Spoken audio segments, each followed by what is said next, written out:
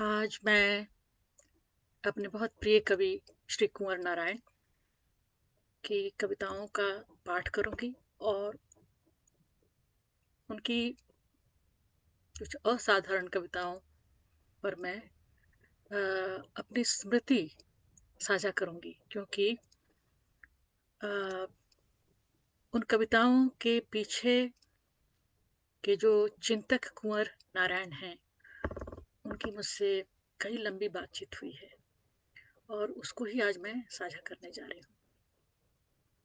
दरअसल जब कुंवर जी गुजरे तो उसके कुछ ही समय पहले पंकज सिंह गुजरे थे हमारे पति। और एक अजीब किस्म के दुख में के समंदर में मैं डूबी हुई थी। कुंवर जी पर कुंवर जी के साथ जो मेरी अ, कविताओं और उनके दर्शन को लेकर जो कुछ भी बातचीत हुई उससे जो एक आत्मीयता बनी उस पर मैंने एक खास किस्म की चुप्पी बनाए रखी क्योंकि मैं शायद उतने आर्टिकुलेट ढंग से बोल सकने की मनस्थिति में नहीं थी। इनफैक्ट अभी जब मैं आप लोगों से बातचीत कर रही हूँ तो मुझे इतनी सारी बातें याद आ रही हैं कि उनको मैं सबको तो साझा नहीं कर सकती, लेकिन मैं आपको बता सकती हूँ कि कुंवर नारायण क्यों एक एक चिंतक कवि हैं। उनकी कविता में अ, दर्शन है और वो दर्शन ऐसा है जो अ, जिसको अगर मैं अकादमिक ढंग से परिभाषित करना चाहूँ तो एक पोस्ट लिबरल एक उत्तर उदारवादी चिंतन शैली जो है अब दुनिया में, अ, उसमें वो थे। अ, दो तरह की पद्धतियां हैं जो एकेडमिक ढंग से जिनके बारे में हम कह सकते हैं।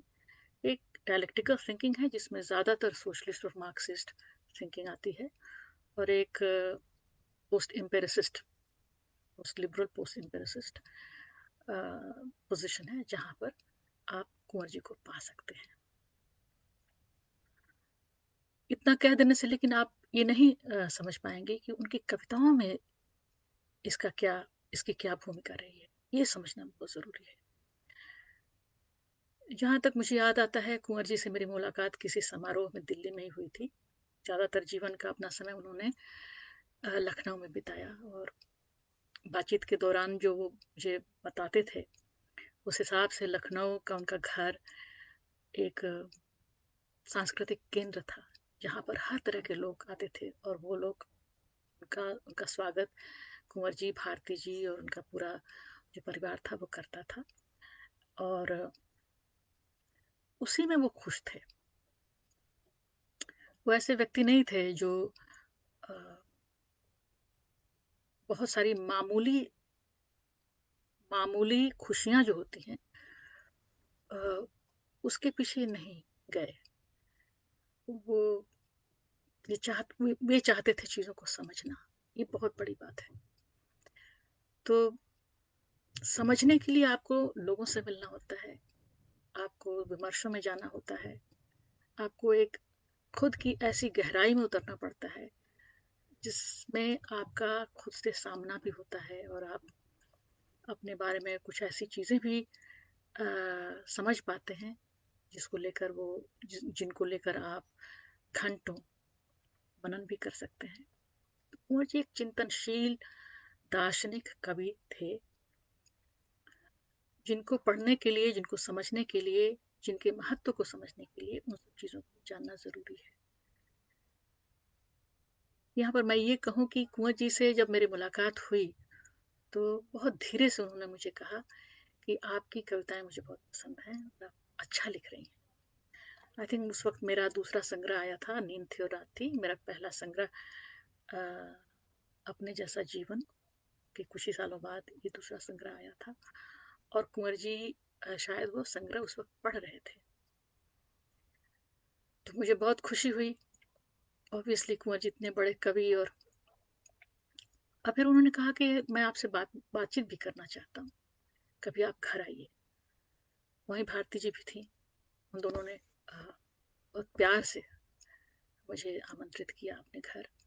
उसके कुछ समय बाद मैं उस आमंत्रण मिलने के कुछ समय बाद मैं उनके घर गई मिलने। तब तक वो अपने लखनऊ का घर बेच चुके थे और दिल्ली में चितरंजन पार्क में उन्होंने अपना घर खरीद लिया था। तो एक तरह से उनका नया घर देखना भी था और एक नई व्यवस्था में हम लोगों को उन्होंने आमंत्रित किया, मुझे और पंकज जी को। तो बातों का सिलसिला चलता रहा। इस दौरान, बातचीत के दौरान उनको लगा कि मैं एक थियरिस्ट हूँ, पॉलिटिकल थियरिस्ट हूँ और पॉलिटिकल फिलोसफी का मैं अध्ययन करती हूँ। वो बेतहाशा खुशी हुई इस बात से। उन्होंने कहा, मैं कुछ बातें, बहुत ज़्यादा वो पोलाइट व्यक्ति थे, जितने उदार, जितने बड़े, उतने ही विनम्र। तो आपसे बातचीत करके मैं कुछ सीखूंगा, इस तरह की बातचीत शुरू की। मैंने पाया कि कुंवर जी के पास एक बहुत समृद्ध लाइब्रेरी है और उनकी स्टडी, ये जो घर था, शायद लखनऊ का घर उनका बहुत अच्छा था, बड़ा था। ये घर उतना बड़ा नहीं था, तो इसको एक खास ढंग से उन्होंने कहते हैं डेकोरेट, इंटीरियर डेकोरेशन जो होता है उसको कराया था। उसमें भी उनका बहुत सुरुचिपूर्ण बातें थी उनमें, और जिस तरह से उनका स्टडी बना हुआ था, जिस तरह से हर चीज़ बहुत ही सोफिस्टिकेटेड और अच्छा, देखने में सुंदर लगता था। तो मैंने कुंवर जी को कहा, कुंवर जी सब कुछ तो ठीक है, लेकिन आपकी स्टडी छोटी है और इसमें आपने क्यों डिवीजन करवा दिया है?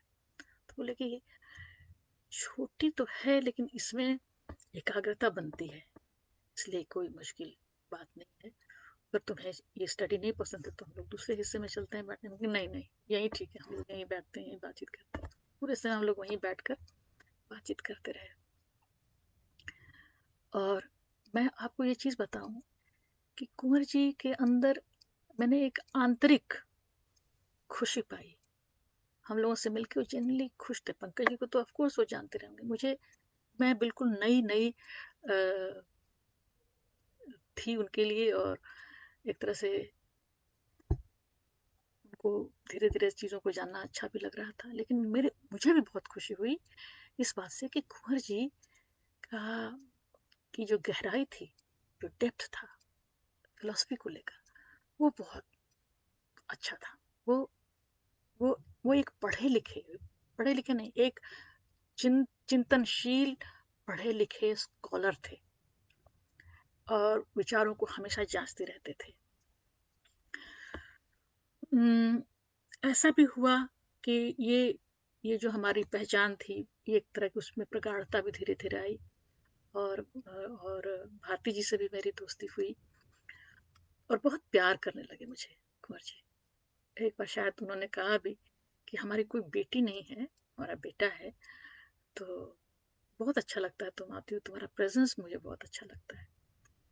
तुम यूनिवर्सिटी से आते वक्त, क्योंकि उस वक्त मैं इग्नू में school of general development studies में उस वक्त डायरेक्टर थी। समय बहुत कम होता था, बहुत ज़्यादा काम था।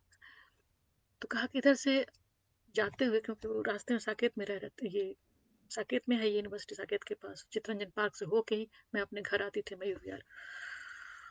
तो कहते थे कि यहीं आकर चाय वाय पी के फिर घर जाओ, लेकिन वैसा कभी हो नहीं पाया। लेकिन ये कहना भी ऐसा मुझे बहुत अच्छा लगा था। एनीवे, फिर कुंवर जी की कविताओं को मैंने पढ़ना शुरू किया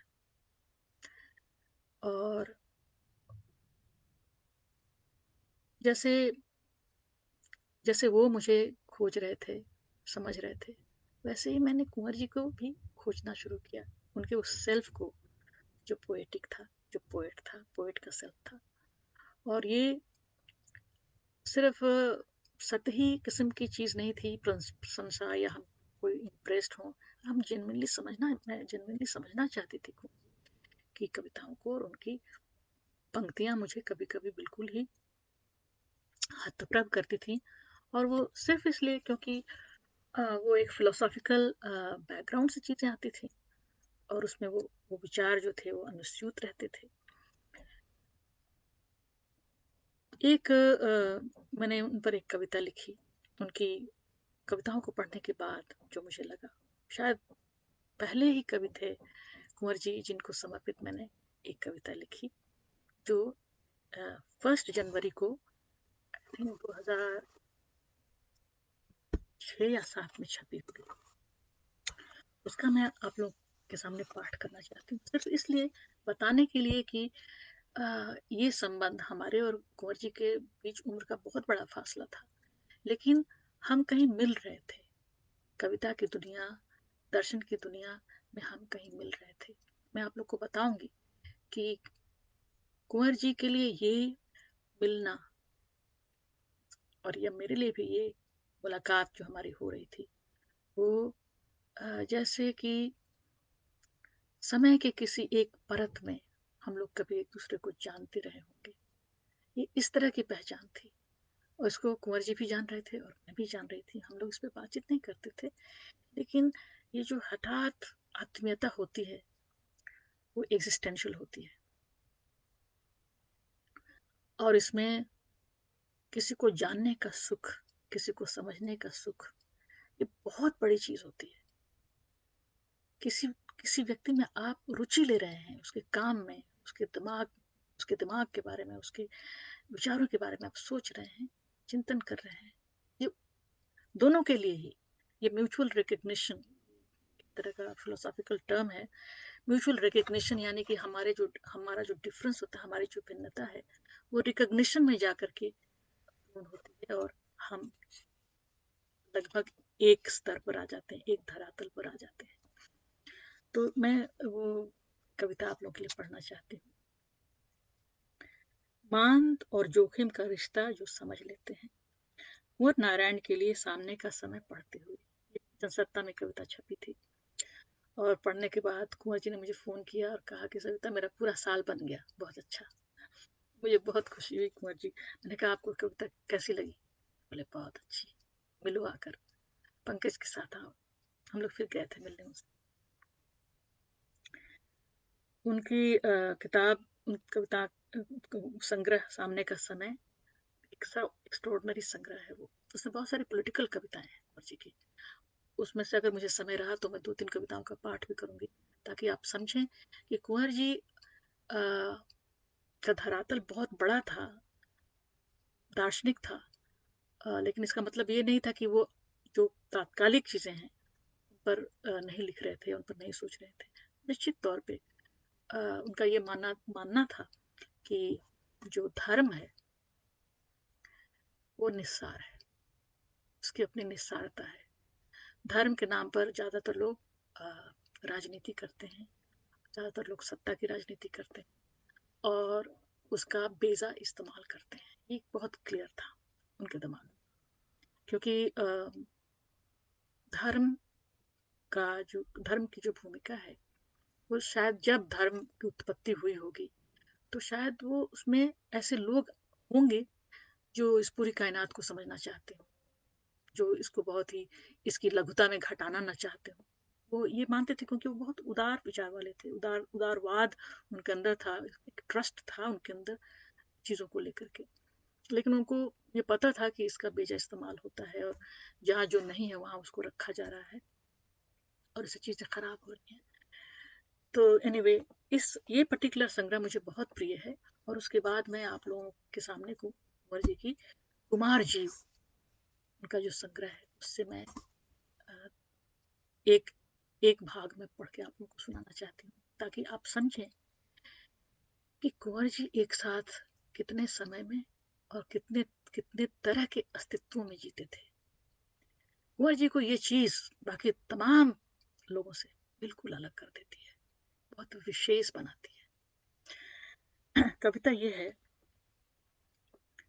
मान और जोखिम का रिश्ता जो समझ लेते हैं, घेरती हो चाहे जितनी शंकाएं, विसंगतियां उनको, वे जानते हैं मनुष्य होने का उल्लास, तोड़कर सारे बंधन चले जाते हैं जो प्रकृति के भीतर, पाने अकेलेपन को उसकी गरिमा में, याद करते हुए उनको जिनके साथ होने से पिछले सारे आघात भुलाए जा सकते थे। संभल कर कविता में टिकाते हैं वे ही काले आदमी की मनुष्यता को एक छड़ी की तरह। वियतनाम, बियाफ्रा, बांग्लादेश, इराक में देखते हैं जो मरते हुए एक ही मनुष्य को। ये उनका उदारवाद है। जानते हैं वे कविता की ऊंचाई होती है किसी पहाड़ की चोटी से भी ऊंची। चले जाते हैं मगर नाक की सीध में, समझते हुए भी कि यह कोई भोलापन नहीं, एक जिद है। धसे कलेजे में उनका प्रेम अब भी पहले जितना ही संचित है। बढ़ता है जो काली बढ़ता है जो काई की कालीन पर लेटी किसी अनात्मा देह देह के लिए एक दिन अपनी शराफत को क्रोध की तरह तपाकर, जो बिगाड़ते नहीं दूसरों का कुछ। एक फिसड्डी सुझाव में ही तब्दील हो जाती है जिनकी सारी तकलीफ। अपने होने के वहम को जो एक चीख के साथ स्वीकार करते हैं, वही कहते हैं दर्द के अकेलेपन से कहीं ज्यादा है खुशी का अकेलापन। देखने जाते हैं उस जगह को एक दिन जहां जाकर थक गए थे सिकंदर के सिपाही। फतह यूं मुंह मोड़ लेती है, फतह यूं मुंह मोड़ सकती है शहंशाहों से, सोचते हैं। हैरत में पड़ जाते हैं जब मिल जाती है मुस्कुराती हुई अपनी ही कविता वहां। पहचानने और न पहचानने के क्षण भर के खेल के बाद चुपचाप साथ ले आते हैं उसे अपनी भाषा में, जैसे लौटते हो घर सुबह की सैर के बाद। ये कविता छपी थी जनसत्ता में रविवार को 2 जनवरी 2005। इस इस इस कविता से आपको ये बात थोड़ी समझ में आई होगी कि कुंवर जी की जो राजनीति थी वही उनका दर्शन भी, वो दर्शन प्रेरित राजनीति थी। और मनुष्य की स्वायत्तता, उसकी मुक्ति की कामना, ये सारी चीजें जुड़ी थी पॉलिटिक्स ऑफ अंडरस्टैंडिंग से। उनके लिए राजनीति, जिस अर्थ में राजनीति को हम जानते हैं, वही नहीं थी। सबसे बड़ी चीज राजनीति को लेकर के जब वो सोचते थे तो वो सोचते थे कि उसमें राजनीति में एक समझ होनी चाहिए। बिना समझ के राजनीति गलत नतीजों पर पहुंच सकती है। और जब वो समझ कह रहे थे तो कॉमन सेंस अंडरस्टैंडिंग की बात नहीं कह रहे थे। क्या राजनीति, क्या पॉलिटिक्स, पॉलिटिक्स यानी association of people in a republic. Association लोगों का एक साथ एक ऐसी ऐसे यथार्थ में बंधना जिन्हें हम देश या हम अ, राष्ट्र कह सकते हैं, जिसको वो रिपब्लिक मानते थे, जहाँ पर लोग, हर व्यक्ति का अपना अधिकार है, उसकी स्वायत्तता है।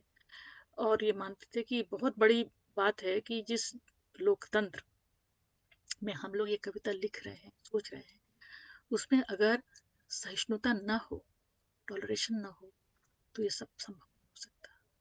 ये बहुत बड़ी जरूरत है आधुनिक लोकतांत्रिक व्यवस्था की, कि हमारे अंदर दूसरों की भिन्नता को लेकर के सहिष्णुता हो। और ये एटीट्यूड की बात नहीं है, ये दर्शन की बात है। इसको वो मानते थे कि हम जिन विचारों को लेकर जीते हैं और कविता करते हैं, उन विचारों में वो चीज होनी चाहिए कि हम सहिष्णु, झूठी बातचीत नहीं हम कह रहे हैं, बनावटी बात। मैंने ये देखा कुंवर जी की उदारता के इतने किस्से हैं जिनको मैं जानती हूँ। एक किस्सा ये है जो मेरी आंखों के सामने हुआ कि कुंवर जी को कहीं छपना था। मैं नाम नहीं लेना चाहती किसी का, लेकिन अ, एक दूसरे बड़े कवि ने अपनी कविता देने की एक शर्त रखी कि अगर मैं पहला कवि होऊंगा, फर्स्ट पोएट, तभी मैं अपनी कविता दूंगा, अपनी कविताएं दूंगा। और उनको पता था कि उसमें कुंवर जी भी छपने वाले हैं। कुंवर जी को जब इस बात का पता चला तो वो उसमें पड़ गए और उन्होंने उस कवि को एक पत्र लिखकर अपने घर आमंत्रित किया और उनका बहुत आदर किया और उनको समझाया कि कविता लिखना ही अपने आप में बहुत बड़ी बात है। मैं पहला हूं कि दूसरा हूं, इससे कोई फर्क नहीं पड़ता। अच्छी कविता अपना एक कॉस्मोस खुद रचती है। और उसमें सहिष्णुता, समानता, सौहार्द, प्रेम और सबसे बड़ी बात सुख होना चाहिए।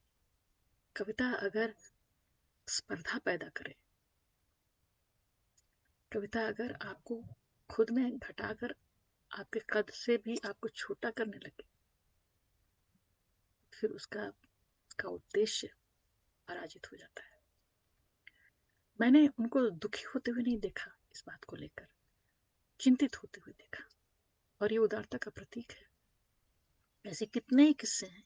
एक दिन बातचीत के दौरान उन्होंने मुझे कहा कि आ, कुछ लोगों को ऐसा लगता है कि आ, हम लोग जो मिल रहे हैं, हमारी जो आत्मीयता है वो कहीं से जो हिंदी साहित्य की राजनीति है और सत्ता सत्ता की राजनीति है उसमें कोई खलल जैसा कुछ पड़ने जा रहा है, ऐसा लोग सोच रहे हैं।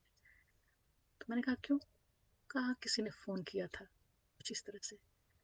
मैंने कहा कि तो हम इसकी चर्चा ही क्यों करें कि हम मिलते हैं या हम बातचीत करते हैं या हम एक दूसरे से सीख रहे हैं। और भारती जी तो हमेशा शामिल रहती हैं इन चीज़ों में, उनको तो पता ही है कि हम लोग किसी के खिलाफ कोई षड्यंत्र या इस तरह की कोई चीज़ नहीं करते। तो बोले नहीं, लोग ऐसा समझते। तो आ, हम लोग ज़्यादातर अब मिलते हैं आईआईसी में, सभी लोगों के बीच में और लोगों को शामिल करके। मैंने कहा मुझे बहुत खुशी होगी कि और भी लोग शामिल हो गए और हमारी जो बातचीत होगी, आप जो कुछ भी कहेंगे वो दूसरे लोग भी सुन सकेंगे। और इसको लेकर के कुंवर जी सोचते रहे। फिर उन्होंने कहा ये है एक चीज़ हमारे की कविता की दुनिया चीज़ है, छोटी राजनीति है, इससे पार पाने के लिए हमें कुछ करना ही चाहिए। मैंने कुंवर जी को चीज़ों को रिजॉल्व करते हुए देखा, इतने प्यार से, इतनी समझदारी के साथ। कितनी ही बार भारती जी ने मुझे फ़ोन करके कहा कि कुंवर जी बात करना चाहते हैं, मैं बातचीत करती थी उनसे। कितनी बार कुंवर जी ने खुद फ़ोन करके बातचीत की। 3 ऐसी बातचीत जिस जो लंबी दार्शनिक बातचीत थी उसको मैंने अपनी डायरी में लिखा, क्योंकि मुझे मालूम था कि ये काउंट करेगा, ये एक ऐतिहासिक चीज़ घटित हो रही है। और आपको हैरत होगी कि कुंवर जी किन लोगों को पढ़ते थे। एक तो उनके फेवरेट थिंकर थे क्वाइन। मुझे नहीं लगता हिंदी में कोई क्वाइन, किसी ने क्वाइन को पढ़ा हो, सेलर्स एंड क्वाइन। इसीलिए मैंने कुंवर जी के जाने के बाद मैं लगातार लिखती रही हूँ। मैंने कहीं छपाया नहीं है, कोई बातचीत ज़्यादा नहीं की इसके बारे में, क्योंकि जब कुंवर जी गए तो एक होड़ सी लग गई, सभी लोग कुंवर जी के बारे में लिखने लगे। तो मैंने कहा कि सविता ठहरो, लिख लेने दो। समुद्र में बहुत सारी लहरें होती हैं, आने दो उनको, तुम पानी में रहो, मछलियों, समुद्री घोड़ों, शैवालों के साथ ठहरो। मैंने कुंवर जी पे नहीं लिखा, बहुत कुछ नहीं कहा, लेकिन अब मैं करूंगी, क्योंकि मन मेरा और मेरा चित्त अब थोड़ा स्थिर हुआ है। एक बड़े कवि पर हर हर कोई लिखना चाहता है, हर कोई अपने ढंग से लिख सकता है, लेकिन जिस तरह से मैंने कुंवर जी को जाना, उस अनुभव के आधार पर मैं जो कुछ भी लिखूंगी वो बहुत यूनिक होगा, ये मैं जानती हूँ।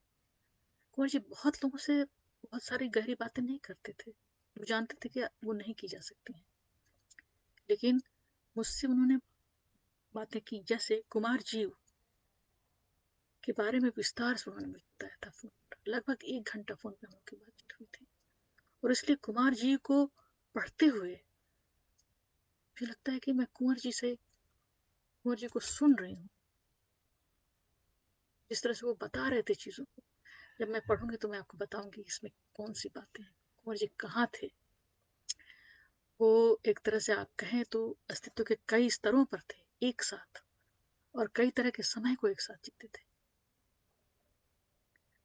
आ, तो एक तो बातचीत ये इसके बारे में जिसका मतलब है कि वो समय और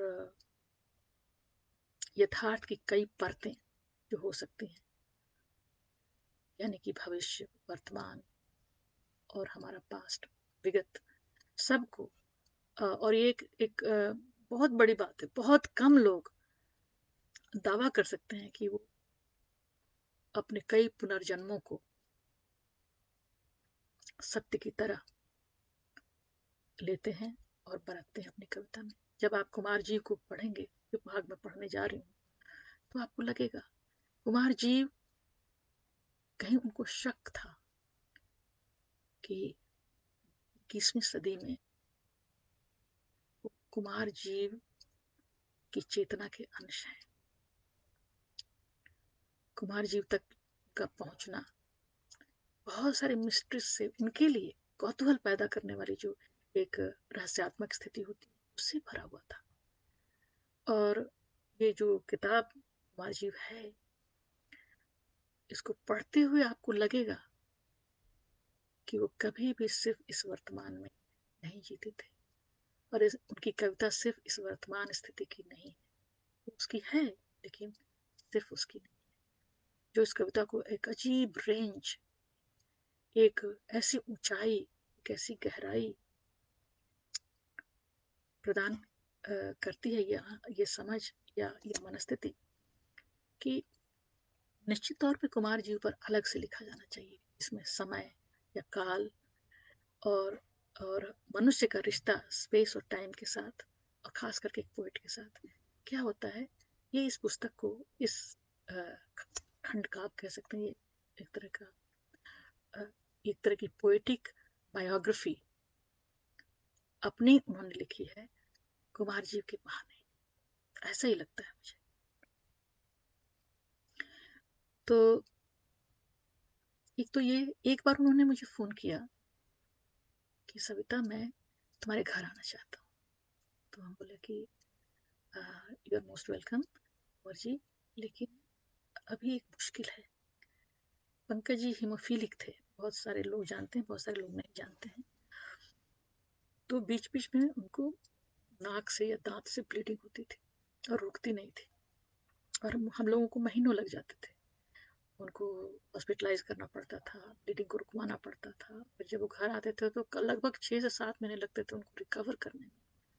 एक बहुत ही मुश्किल जीवन मैंने और पंकज जी ने साथ साथ जिया है उनकी इस बीमारी की वजह से।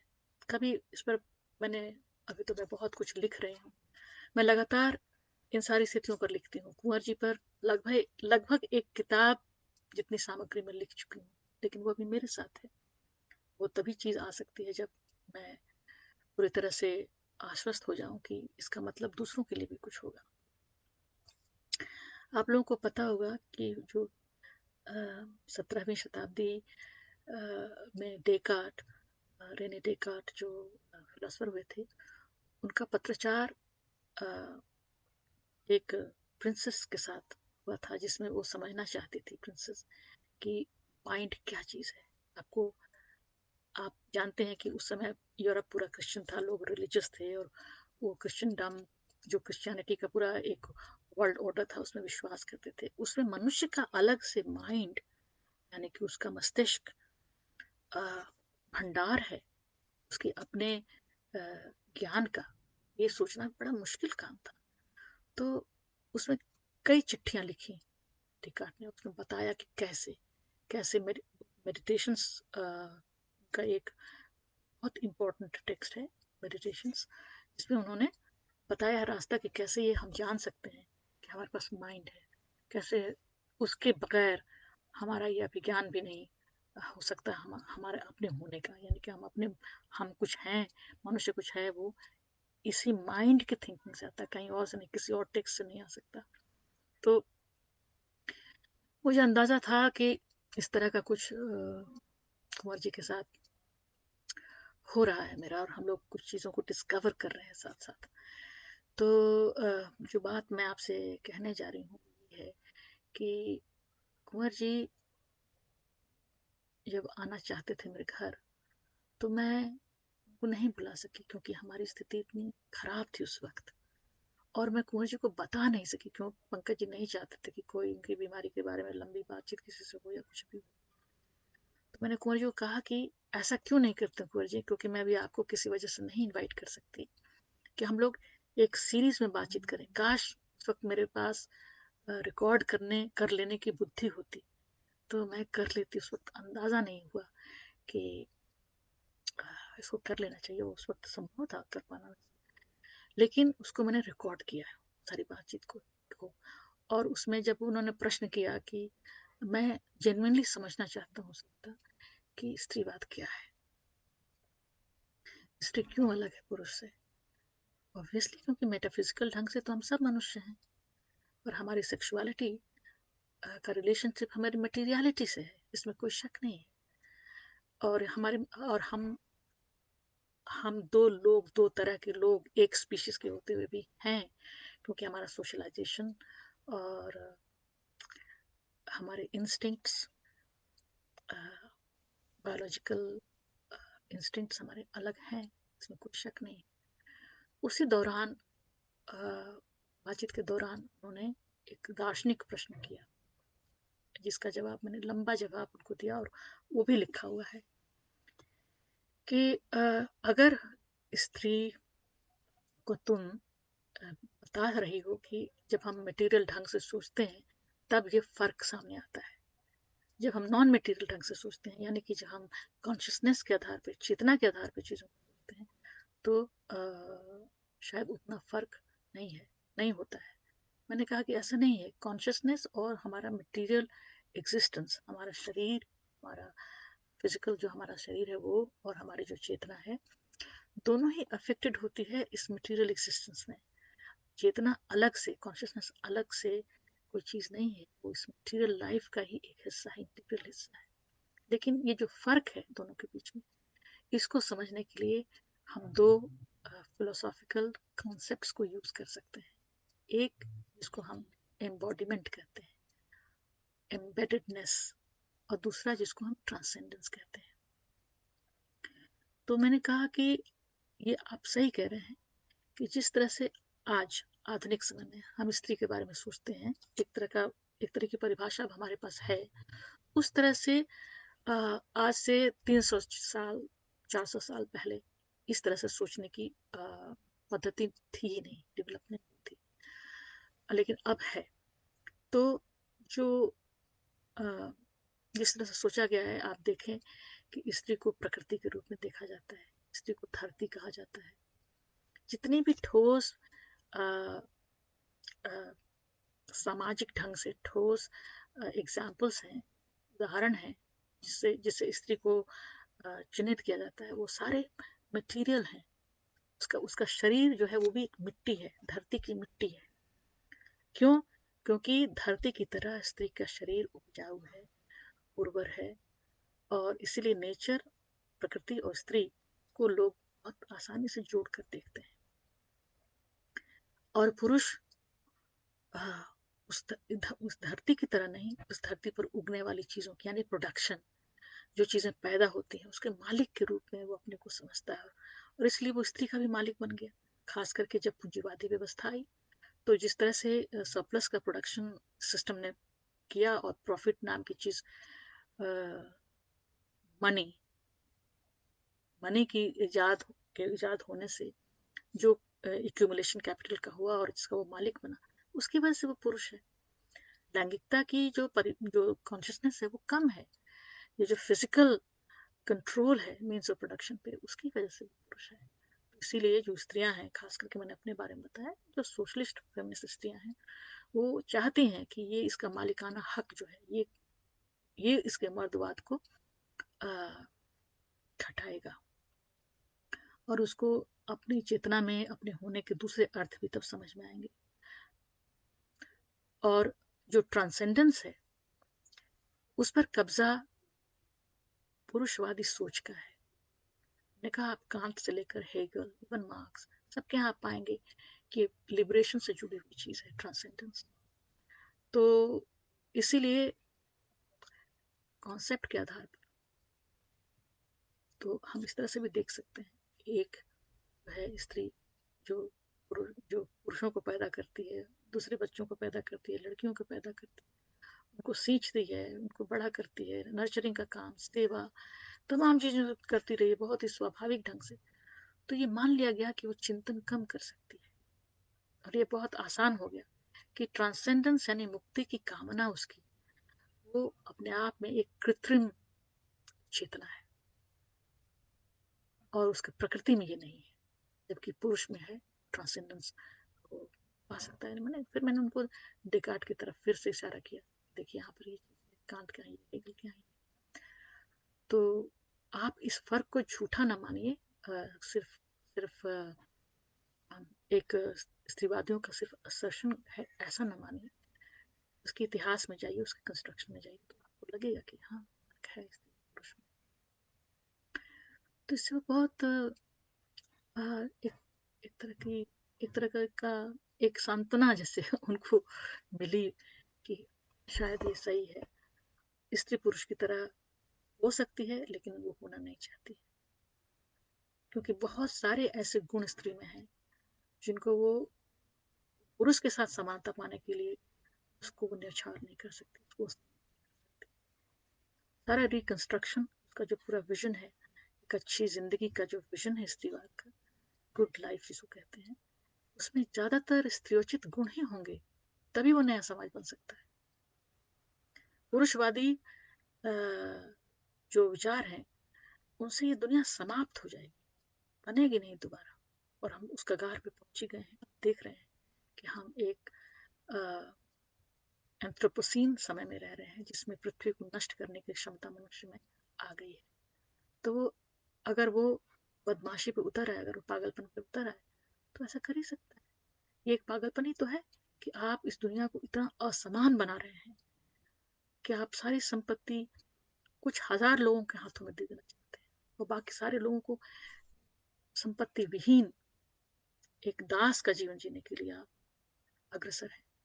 अभी जो हमारे देश में हो रहा है क्या है, आप देख सकते हैं कि कितनी असमानता बढ़ी है।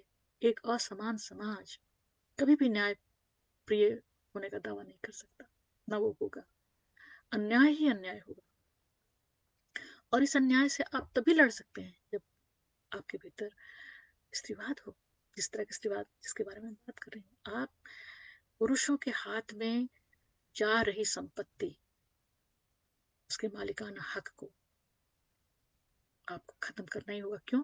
क्योंकि वो संपत्ति स्त्री भी पैदा करती है और उसमें उसका हक है, इसलिए वो उसके लिए लड़ेगी।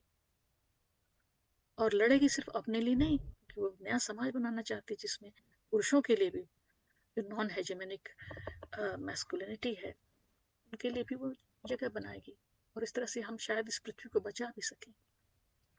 तो लंबी बातचीत उनके साथ, और ये बातचीत फिर चलती रही। और कुंवर जी, मैं बता सकती हूँ आपको, इस बात से वो कन्विंस थे कि ये है। और ये पुरुष अपने दम में ऐसा सोचते हैं कि स्त्री के पास कहने के लिए कुछ नहीं है, वो इसी में खुश है कि वो अपने पति की सेवा कर रही है, वो खाना बना रही है, उनके साथ 2-4 मिनट बैठ करके उनकी बातचीत सुन के इनलाइटेंड हो जा रही है। ऐसा नहीं। आप उनके घर जाते, आप भारती जी को देखते, तो भारती जी एक इंटेलेक्चुअल है, बहुत कम लोग जानते हैं। भारती जी इकोनॉमिस्ट हैं। और उनकी बातचीत, जब हम लोग की बातचीत होती थी तो पूरा हिस्सा लेती थी। अब अपूर्व के बारे में भी मैं ये कह सकती हूँ, कुंवर जी उनको बच्चे की तरह नहीं ट्रीट करते थे, एडल्ट की तरह ट्रीट करते थे। और आज देखिए कि अपूर्व कितना अच्छा काम कर रहे हैं, कुंवर जी की चीज़ों को समझ रहे हैं, उनका ट्रांसलेशन, उनका पब्लिकेशन, कुंवर जी का जीवन का एक्सटेंशन अपूर्व का काम है। और मैं ये कह सकती हूँ कि अपूर्व कुंवर जी को सिर्फ अपने फादर के रूप में नहीं, एक बहुत बड़े इंटेलेक्चुअल, एक दार्शनिक, एक पोएट के रूप में जानते रहे। इसलिए उनका रिश्ता अपने पिता के साथ बड़ा रिश्ता है, बेटे और बाप का रिश्ता ही सिर्फ नहीं है। और आप पाएंगे कि उसी तरह का इंटेलेक्ट उनमें भी है, और वो उसका पूरा उपयोग भी कर रहे हैं। तो हमारी जो बातचीत होती थी उसमें कुंवर जी, जैसा मैंने पहले कहा, कि हम लोग म्यूचुअली एक दूसरे को एक्सप्लोर करते थे, चीज़ों को समझते थे। मुझे पूरा यकीन है कि कुंवर जी को ये मेरी बातें जो स्त्रीवाद के बारे में थी वो गलत नहीं लगी थी, और कहीं उनका उसका स्वीकार भी था। और तीसरी बात जो मैं आप लोगों के साथ मेमोरी के आधार पर शेयर करना चाहती हूँ, कि जब कुंवर जी की आंखों की रोशनी चली गई और मुझे पता चला तो मैं बहुत ज़्यादा बेचैन हूँ। और ये उसी तरह की बात थी जैसे कि रॉय भास्कर, दुनिया के बहुत बड़े फिलोसोफर थे हैं, इनके साथ मैं काम कर रही थी, दसियों वर्षों तक मैं उनके साथ काम करती रही। जब 2010 में मैं ब्रिटेन गई एक सीरीज ऑफ लेक्चर देने के लिए, वर्कशॉप्स एंड लेक्चर, पूरे ब्रिटेन में कई जगहों पर मैं गई। तो उनसे मिलने गई और उस वक्त वो हिल्टन होटल के एक कमरे में रह रहे थे, उनका अपना घर भी नहीं था। और घर रहा होगा पता नहीं, मुझे नहीं मालूम, शायद उन्होंने बेच दिया था, लेकिन वो रह रहे थे कि होटल में, क्योंकि उनको जो सर्विस चाहिए थी उसका प्रोवाइडर नहीं था कोई। तो होटल में वो सर्विस, उनको खाना पीना या जो कुछ चाहिए वो पेड अप मोड में था, इसलिए वो वहाँ जाकर रहना पसंद किए। और जब मैं उनसे मिलने गई तो मैं लगभग आसमान से गिरी, ये देखकर कि उनका एक पाँव काट दिया गया, एम्प्यूटेड हो चुके हैं। और उन्होंने कहा don't worry Savita, don't be shocked, it's a condition, philosophers have to go through all these conditions, I will tell you what happened. मैंने कहा बट हम लोगों ने एक दूसरे को इतनी चिट्ठियां लिखी and you never told me, क्यों? तो फिर उन्होंने बहुत बार बात समझाई। और उस फिलोसफर से शरीर क्या है और मस्तिष्क क्या है और जीवन क्या है, ऐसी बातचीत उस वक्त मुझसे मेरे साथ हुई कि मैंने समझा कि सचमुच कुछ भी परमानेंट, न मनुष्य का जीवन, न उसका शरीर, ना ईश्वर, सब कुछ एक प्रोसेस में है। और यही चीज जब कुंवर जी के साथ ऐसा हुआ तो मैंने कुंवर जी को कहा, कुंवर जी मेरी ऐसी बातचीत रॉय भास्कर के साथ हुई और मैं इसी तरह से सोच रही हूँ, कुछ भी परमानेंट नहीं। तो बोले हाँ सविता, सब कुछ अ, एक क्षण भंगुर तो नहीं कह सकते, लेकिन एक प्रोसेस में है और उसके अपना एक प्रोसेस में ही उसका एक डेवलपमेंट होता है। तो आंखों की रोशनी का जाना, इसका भी कोई अर्थ है मेरे जीवन में, कोई दूसरी चीजें मैं देख सकूंगा।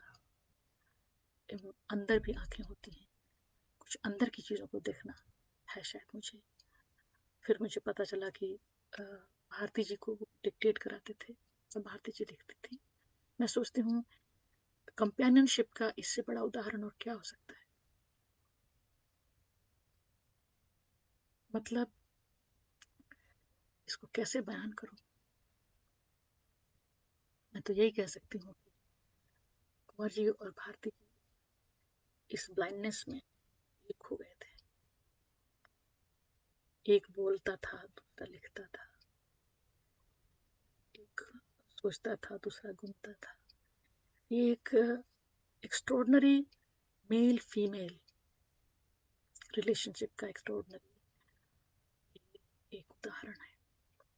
और वैसी स्थिति में कुमार जी का आना, कुमार जी को एक बहुत ही अद्भुत टेक्स्ट बनाता है। तो अब मैं कुमार जी के टेक्स्ट पे आती हूँ और इसकी कविताएं पढ़ के, और उसके बाद एक छोटी सी अपनी कविता मैं आपको सुनाऊंगी जो कुमार जी को पढ़ने के बाद मैंने लिखी, ऐसे जैसे कि मैं कुंवर नारायण के बारे में लिख रही हूँ। तो आपको मालूम होगा कि कुमार जी कौन थे। कुमार जी एक इस किताब में कुमार जी के बारे में उन्होंने लिखा है, वो एक बुद्धिस्ट थे, जो कई भाषाओं को जानते थे, जिनका जन्म जिनके माता पिता, उनके पिता हिंदुस्तानी थे और उनकी माँ चाइनीज टर्किश ओरिजिन की थी। जीवा जीवा के पुत्र थे कुमार जी, और उनके पिता का नाम कुमार कुमार था।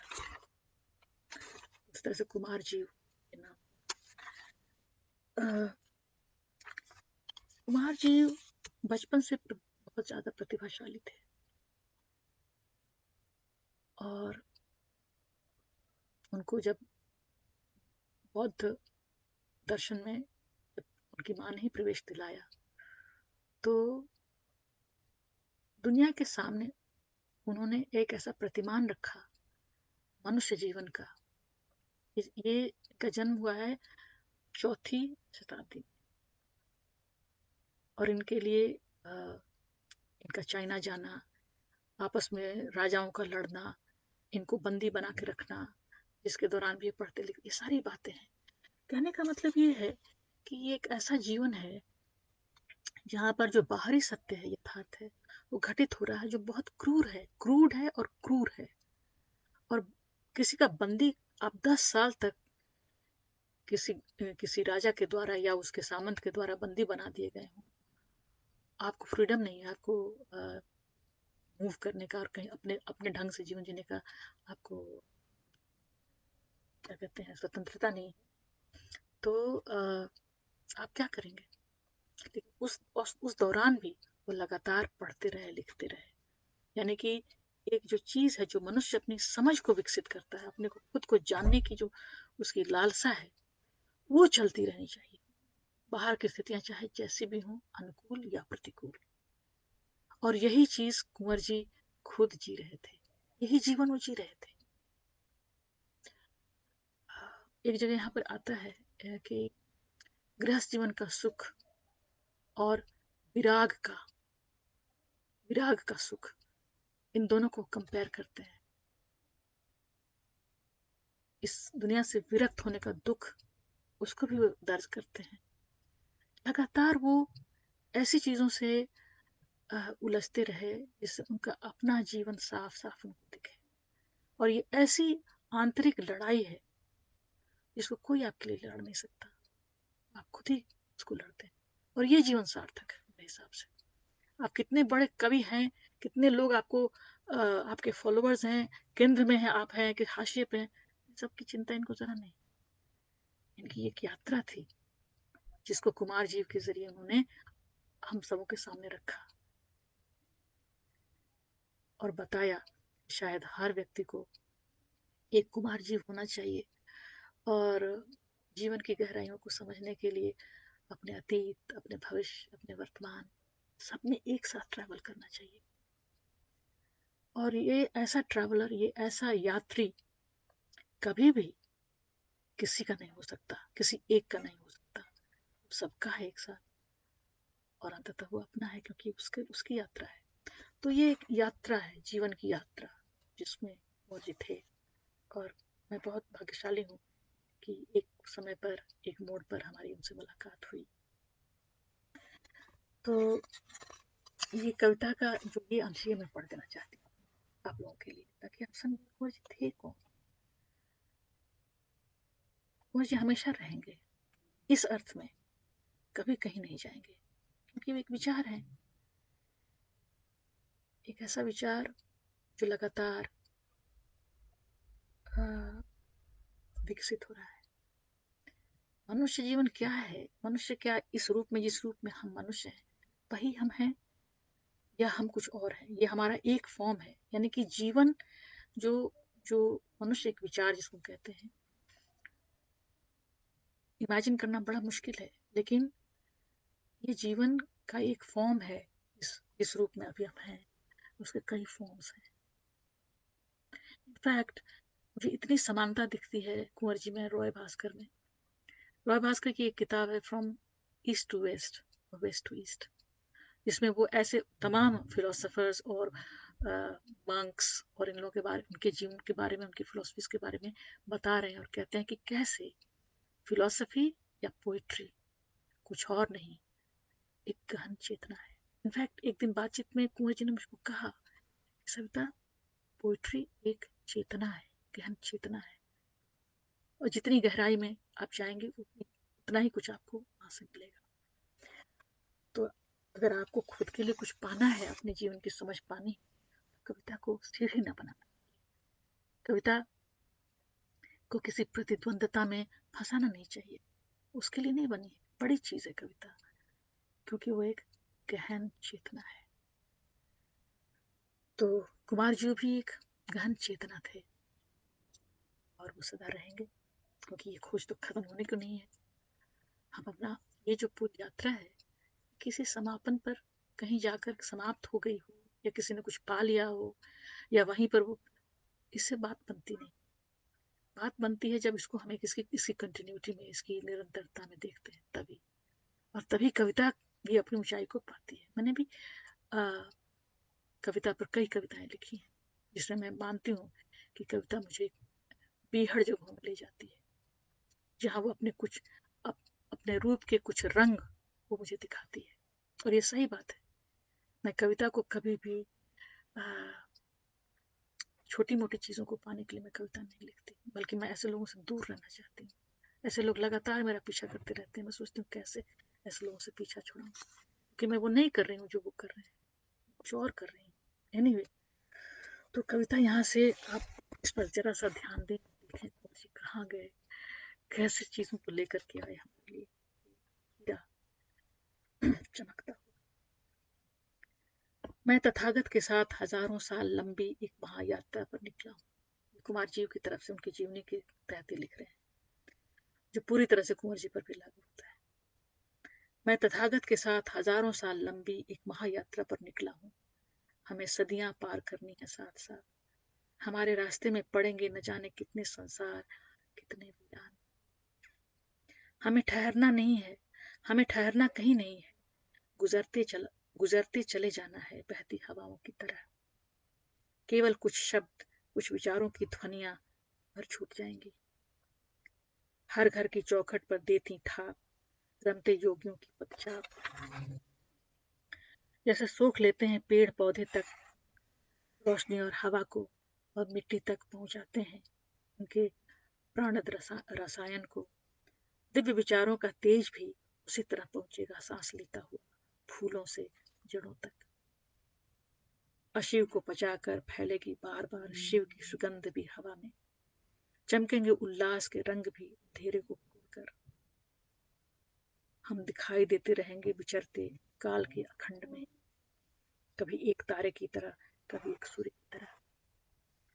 फिर से जिया जा सकता है कुमार जी को, जैसे उसने जिया था तथागत को, क्योंकि कोई भी बुद्ध या कुमार जी कभी भी मरता नहीं।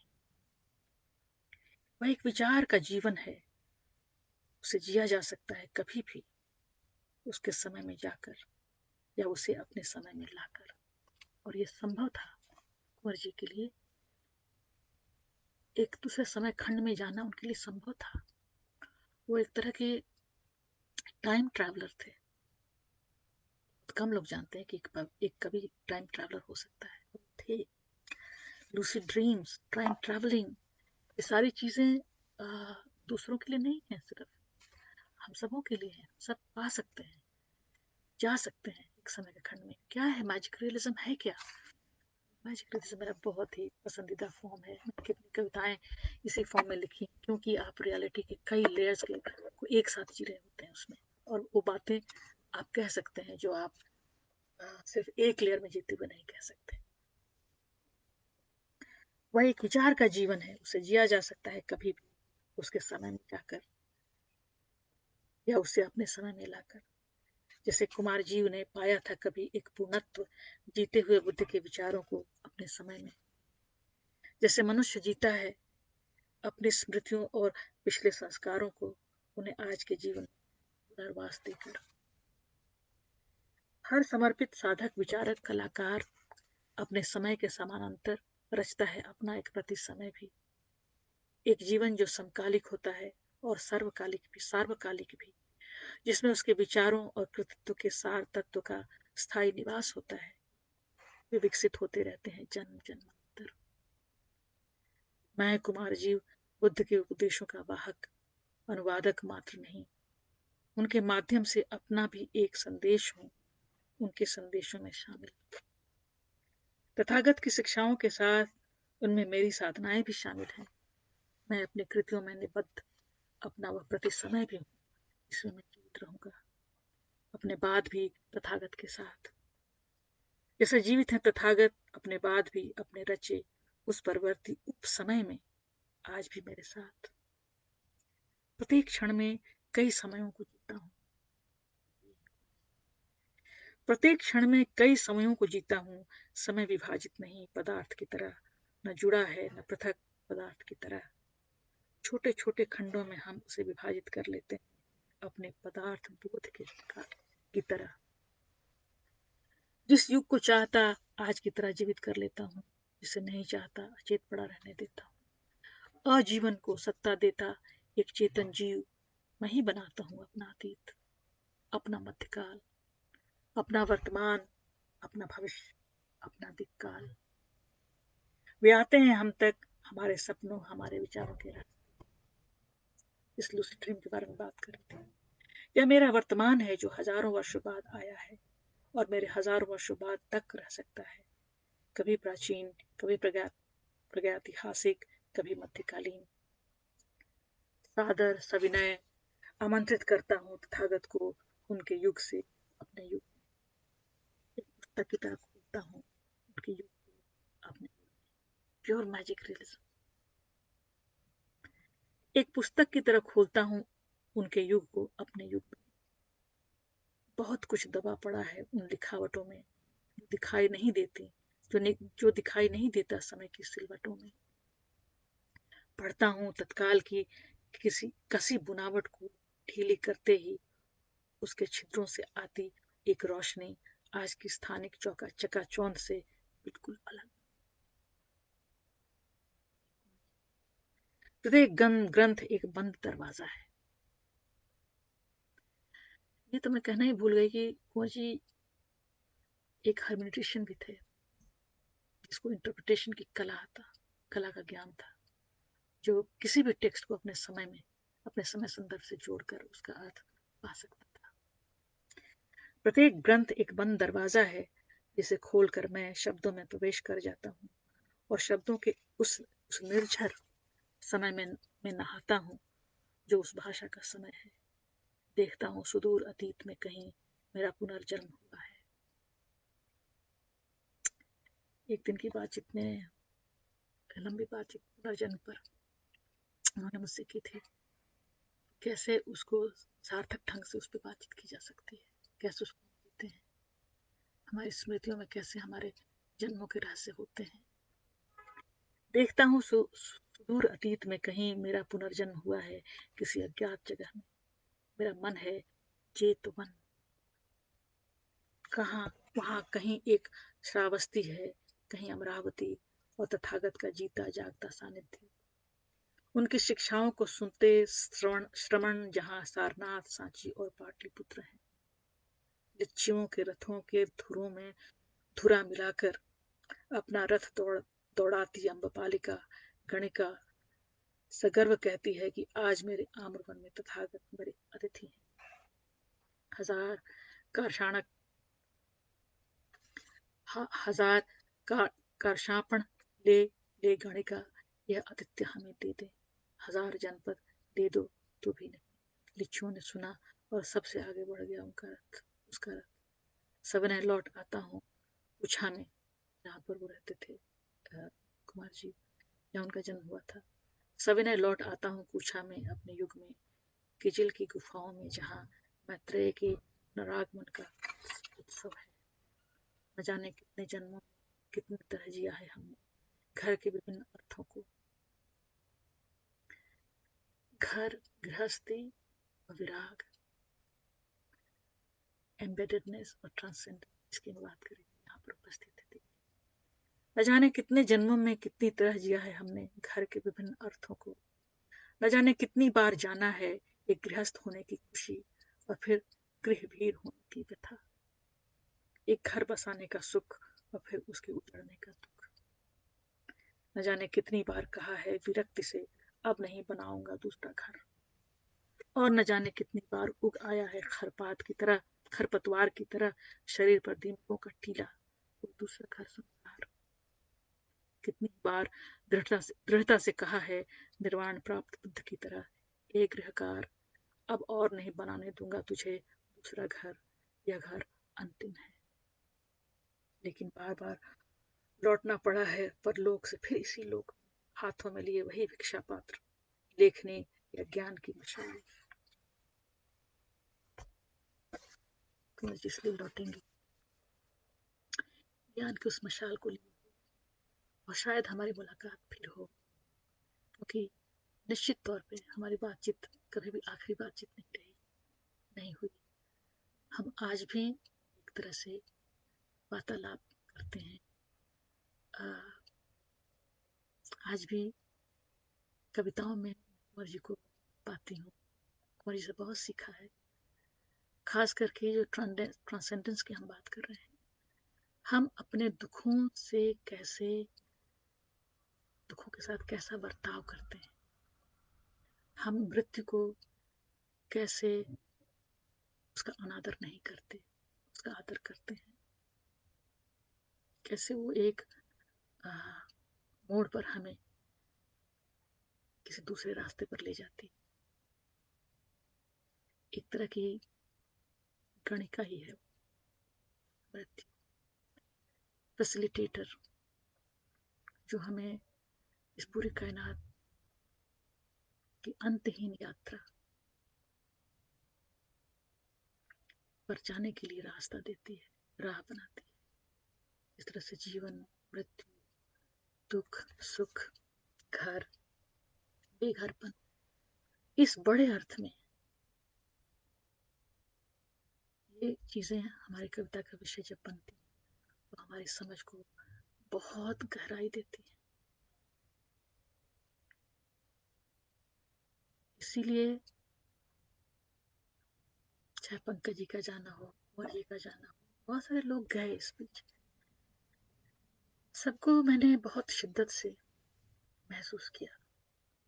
कुंवर जी जब अनकॉन्शियस स्थिति में चले गए थे और मैं उनसे मिलने गई थी फोर्टिस होटल में, साकेत, फोर्टिस हॉस्पिटल में साकेत में, तो अपूर्व और भारती जी वहाँ थे। मैं वहाँ चुपचाप बैठी थी, मुझे मालूम था कि कुंवर जी एक यात्रा पर है, कहीं कुछ कह रहे हैं, कहीं कुछ देख रहे हैं, कहीं कुछ सुन रहे हैं। और अंत में ये शरीर दिनुकों का एक ढेर इस्तेमाल किया है, एक इमेज, ये तो है, को उन्होंने गिरा दिया। लेकिन वो पता नहीं फिर दूसरा ऐसा घर बनाएंगे, किसी शरीर में प्रवेश करेंगे, क्या करेंगे मुझे नहीं मालूम। लेकिन वो जो कुछ छोड़ के गए हैं, सोचने की पद्धति, उनको याद करने की एक पद्धति, जैसे मैं आज उनको याद कर रही हूँ। एनीवे, तो एक कविता पढ़ के मैं अपनी बातचीत यही खत्म करूंगी। एक कविता कुंवर जी जब थे तब मैंने उन पर लिखी, जो मैंने आपको पढ़ के सुना। एक उनके जाने के बाद कुमार जी को जब मैंने पढ़ा तब, इसका शीर्षक है उजला जीवन, कुंवर नारायण के लिए। वहां पहुंचकर लगा किसी अच्छी जगह आना हुआ है। यहाँ पर रहने वाला मनुष्य अनागत आगत अनागत सब कुछ जानता है।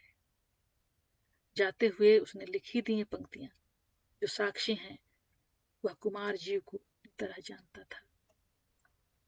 उसे अपने समय की क्षुद्रताओं के बारे में पता था। वह उसे नजरअंदाज करता रहा, जैसे वह अनजाने में की गई मनुष्यों की गलतियां। वह सदा ऊपर नीचे दाएं बाएं देखता था, जैसे वह काल की उपस्थिति को जांचता हो।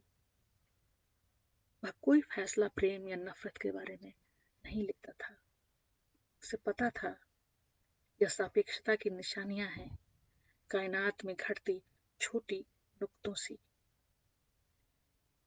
मिलने पर बातें भी बातों सी यही कहता था, बातों से मैं भी यही कहता था, जिससे सीखी जा सकती थी कितनी ही और बातें अपने बारे में। कविता एक गहन चेतना है, कविता एक गहन चेतना है, वह कहता था, और आगे सोचने के लिए एक मौन में प्रवेश कर जाता था। आप चाहें तो कितनी ही देर यहाँ रह सकते हैं, खालीपन नहीं लगता था वहां।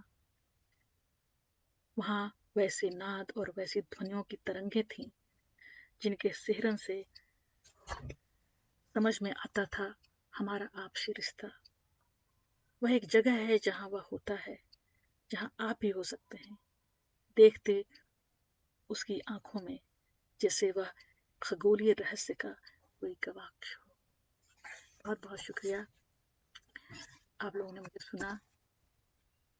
आत्मीयता का एक उच्च स्तर क्या हो सकता है, आपने महसूस किया होगा कि जब आप एक बड़े मनुष्य, बड़े कवि, चिंतक, जिसको ज्ञान हो कि वो क्या है, किस यात्रा में है, अगर आपका सामना हो जाए और आपको वो अपना प्रेम और आदर दे, तो इससे बड़ी और कोई बात हो नहीं सकती है। कुंवर जी ने मेरे बारे में अपनी डायरी में कुछ लंबा लिखा भी है, जो भारती जी के पास सुरक्षित है। शायद वो लोग आने वाली उनकी किताबों में उसको डालेंगे। तो मैं यही कह सकती हूँ कि कुंवर जी की कविताओं में मैंने अपनी कविताओं की भी गहराई देखी, और इस तरह से मैं भी ऐसा ही एक जीवन जीना चाहती हूँ जो एक प्रवाह में है, एक प्रोसेस में है। मुझे कहीं पहुंचने की कोई जल्दी नहीं, मुझे केंद्र में रहने की कोई जल्दी नहीं। भ्रष्ट विचार है, इसे पीछे छुड़ाना ही सबसे जरूरी काम है अगर आप कविता लिख रहे हैं तो कुंवर जी को प्रणाम करते हुए उनकी दुनिया में शामिल होने के लिए जो भी अवकाश मुझे मिला, अवसर मिला, उनका प्रेम मिला, उसके लिए मैं अपना शुक्रिया अदा करना चाहती हूँ। और आप सबों से ये कहना चाहती हूँ कि कुंवर जी को कुछ इस तरह भी पढ़ें तो शायद अर्थ की गहराई आप तक भी पहुँच पाएगी। बहुत बहुत शुक्रिया। Good night.